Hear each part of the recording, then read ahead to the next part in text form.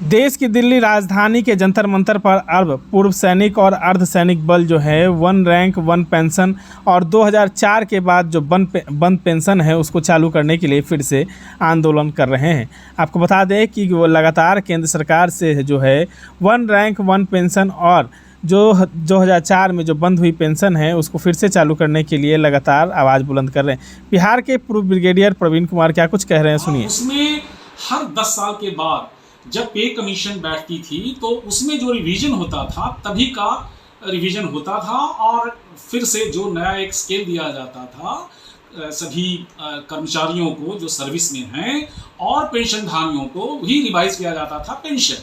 तो ये 10 साल के बाद होता था। 10 साल एक बहुत लंबा गैप होता था। उसमें क्या है कि जो समझो कि साल नंबर 1 में अगर कोई रिटायर किया तो अगले 9 साल तक या 10 साल तक जब तक रिवाइज नहीं हुआ तो वो वही पेंशन उसको मिलते रहता था, जिससे एक बहुत बड़ी खाई उत्पन्न हो जाती थी। एक ही रैंक के कर्मचारी जो पहले रिटायर कर गए और जो बाद में रिटायर किए उनको इंक्रीमेंट वगैरह मिलता चला गया और इस तरह से उनकी जो पेंशन होती थी वो काफ़ी ज़्यादा होता था बनिस्पत की जो पहले रिटायर किया हुआ है। तो समान रैंक समान पेंशन का स्कीम ही यही है कि एक दिए हुए अंतराल में, यानी इन दिस केस जो डिसाइड किया गया वो 5 साल का हुआ। हालांकि हम सभी फौजी इसके लिए काफ़ी रिप्रेजेंट करते रहे कि नहीं 5 साल मत कीजिए, ये तो सिर्फ 10 साल की जगह पे 5 साल कर दिया, हर वर्ष कीजिए। और एक भया मीडिया होता कि मे बी 3 ईयर्स पर कर दिया जाता। नंदलेस अभी जो है वो स्थिति ये है कि 5 साल के बाद ही वो रिवाइज किया जाता है और उसके मुताबिक जो भी दिया जाना चाहिए उनको रिवाइज्ड पेंशन मिलता है। तो सामान्य पेंशन और वन रैंक वन पेंशन का ये अंतर है। वर्तमान स्थिति में जो प्रेजेंट बीजेपी मोदी सरकार हैं, इन्होंने ओआरओपी दिया, सैंक्शन किया और हमें खुशी है एज ए फौजी। हम लोग पार्टी लाइन से हट करके एक फौजी बातचीत करेगा कि चलो किसी ने ओआरओपी तो दिया, लेकिन ये हुआ कि आटा को गीला भी छोड़ दिया। रोटी तो दी लेकिन गीली रोटी पकड़ा दी। उसमें बहुत सारी एनोमलीज हैं, बहुत सारी खामियां हैं, उनको दूर करने की प्रतिवर्ष होना चाहिए था ये रिवीजन।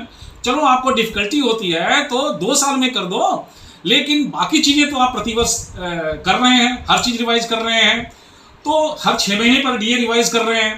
तो मेरी समझ से एक हमारी जो डिमांड है फौजियों की, एक बहुत बड़ी डिमांड, तो कर्मचारी हैं या जो हमारी वॉर विडोज हैं, जो परिवार के लोग हैं, उनको फायदा होगा इससे। तो हमारा ओआरओपी का यही डिमांड है मुख्य तौर पे। 2004 के बंद पेंशन को फिर से आपको चालू करने की मांग कर रहे हैं? नहीं, वो हमारे लिए वो लागू नहीं है। हमारा तो पेंशन चल ही रहा था, फौज का कभी रुका नहीं है, अर्धसैनिक बलों का होगा। देखिए, सेना की जो कार्यावली है, कार्य करने की प्रणाली है, सर्विस कंडीशंस जिसको बोल सकते हैं वो दूसरा है। मतलब हम 60 साल पे नहीं रिटायर करते हैं और ना ही कि जरूरत पड़ने पे आप कोई और लीव में चले जाएंगे। आप किसी का भी ड्यूटी कर सकते हो। सेना जब भी फौज की बुलावा होती है, जब बाकी के सारे संस्थान अपनी ड्यूटी करने में असमर्थ होते हैं, मैं ये नहीं कहूँगा कि वो नाकाम हैं, असमर्थ होते हैं due to whatever reasons may be natural disaster, reasons may be internal security में so much with intensity it has erupted in the internal environment of the country। तो वहां पे फौज आती है, यानी जब कोई अपना काम करने से असमर्थ हो जाता है तो फौज को बुलाया जाता है। तो फौज एक अजूबा चीज है।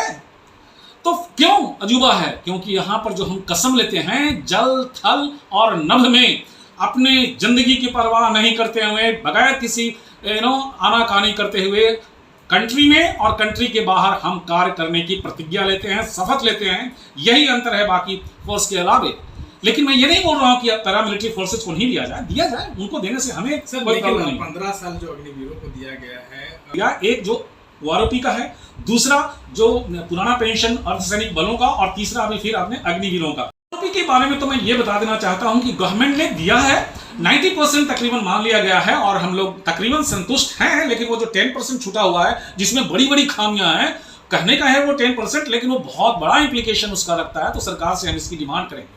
दूसरा, एक और मैं देख रहा हूं कि MSP जो मिलिट्री सर्विस पे, उसको लेकर के जवानों और अफसरों के बीच में जो एक मतभेद उत्पन्न करने की, कहीं ना कहीं एक राजनीतिक रंग दिए जाने की जो कोशिश की जा रही है, उसका मैं प्रतिकार करता हूं, उसका विरोध करता हूं। हम सभी फौजी पहले एक फौजी हैं। फौज में जब हमने ज्वाइन किया था तो मैंने ये नहीं सोचा था कि मैं ब्रिगेडियर बनूंगा, कि मैं कर्नल रहूंगा, कि मैं जनरल बनूंगा। तो जो सुविधाएं हैं, जो उसके लिए पे स्केल है, जो उसके लिए पेंशन है, वो सोचते हुए हमने ज्वाइन किया था। अब रिटायरमेंट के बाद मैं ये ना बोलने लगूं कि मुझे जनरल के बराबर दिया जाए। सो ये कुछ लोग, चाहे वो हमारे फौजी भाई हैं, उनको भ्रमित किया जा रहा है। कुछ राजनीतिक लोगों के द्वारा उसको राजनीतिक रंग दे करके, ताकि उनकी रोटी सेक सके, या फिर हमारे ही फौजी भाइयों के बीच में से इक्का दुक्का कुछ ऐसे हैं जो खुद ही दिग्भ्रमित होके अपनी राजनीतिक लालसा के लिए ये सब हमारे बहुत सारे फौजियों भाइयों को बरगला रहे हैं। ऑफिसर्स एंड मैन के बीच में एक वेज उत्पन्न कर रहे हैं, एक खाई उत्पन्न कर रहे हैं। ऐसा नहीं होना चाहिए। हम लोग फौज में भी अनुशासित तरीके से एक साथ थे और अभी भी हम एक साथ रहेंगे। हमारी पहचान ही है फौजी। अरे वो फौजी कहाँ गया? अच्छा, एक फौजी के साथ एक्सीडेंट हो गया, आज एक फौजी ने उस वाले बंदे को मार दिया।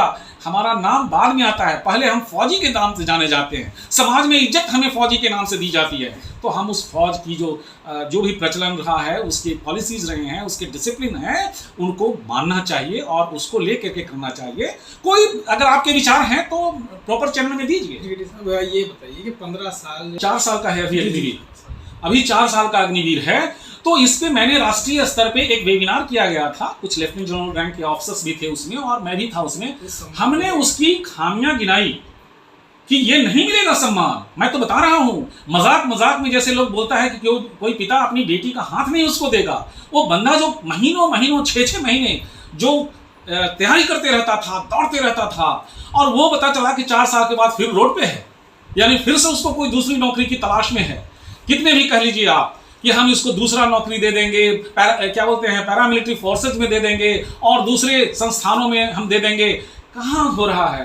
पैरामिलिट्री फोर्सेज में 10% देने का प्रावधान है, आज 2 या 2.5 या 3% उसी के अंतर्गत में सिमटे हैं। कोई पैरामिलिट्री फोर्सेज में रिटायर्ड फौजियों को नहीं लिया जा रहा है। तो आगे भी लिया जाएगा या नहीं लिया जाएगा कौन जानता है। इसलिए इसमें कुछ एक चीजें थी, मैंने एक रिकमेंडेशन किया था। आई एम श्योर गवर्नमेंट के अंतर्गत वो विचारार्थ होंगे, गवर्नमेंट विचार कर रही होगी। जैसे कि आप 4 साल की जगह पे कम से कम 8 साल कर दीजिए। जैसे कि अभी बिल्कुल पेंशन नहीं देने के बोले हैं। अरे भाई, जब 15-16 साल में रिटायर करके आते थे तो हमें फुल पेंशन आप देते थे। अब हम यदि 4 साल का 8 साल कर दीजिएगा तो हम 8 साल में रिटायर होकर आएंगे तो आधा पेंशन दीजिए। तो इस तरह के कहीं ना कहीं संतुष्टि रहेगी।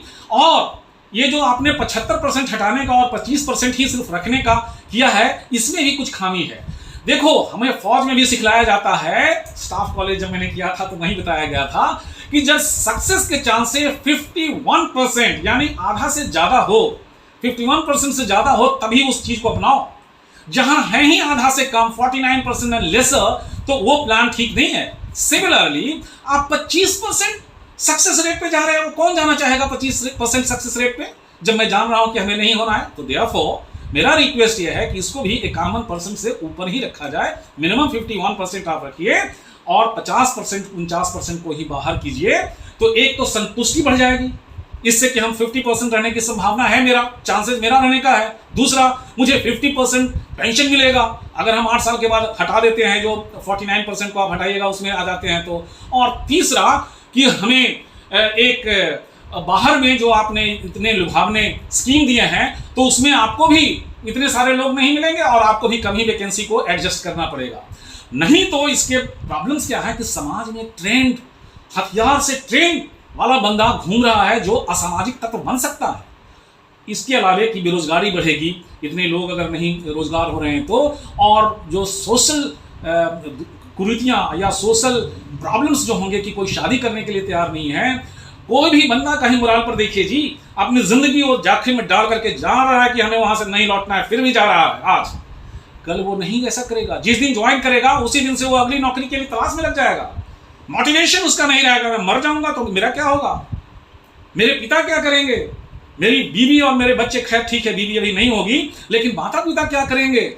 तो ये सारे सोशल सिस्टम को, डेमोग्राफिक जो इसके इम्प्लीकेशंस हैं, सोशल इम्प्लीकेशंस हैं, इकोनॉमिकल इम्प्लीकेशंस हैं, इसको समझने की आवश्यकता है। और जो व्यक्ति अपने आप को उनके शूज में रख के देखेगा, I am sure government will not go wrong. So that is how on this. And regarding old pension scheme for the paramilitary forces, तो मेरा ये है कि देखो, अगर हमारे जितना नहीं तो कम से कम थोड़ा ही कम अर्ध सैनिक बल बोला ही जाता है, तो वो भी कर रहे हैं काम, दुर्गम परिस्थितियों में काम कर रहे हैं हमारे दोस्त, या हम लोग बीएसएफ पैरामिलिट्री फोर्सेज के, यूं तो कहा जाए तो पैरामिलिट्री फोर्स में सिर्फ 2 ही अलग आते हैं, असम राइफल्स और कोस्ट गार्ड, बाकी सेंट्रल आर्म पुलिस फोर्स हैं सीपीएफ। तो लेकिन उनको अगर बोलचाल की भाषा में पैरामिलिट्री फोर्सेज बोलते हो तो वो भी दुर्गम परिस्थितियों में काम कर रहे होते हैं, और कुछ अगर विचार करते हैं, गवर्नमेंट उनको प्रदान करती है ओल्ड स्कीम, तो उसमें कोई हर्ज नहीं है, मैं उसका समर्थन करता हूँ। चलिए